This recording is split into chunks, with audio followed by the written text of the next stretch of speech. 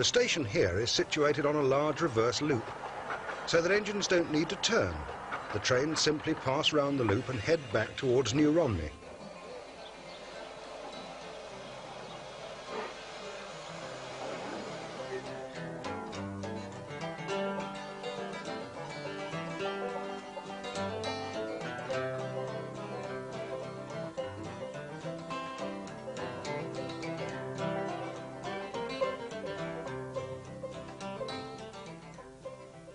The rails on this section suffer particularly from their constant exposure to the salty sea air, and the whole problem of track renewal has now become pressing.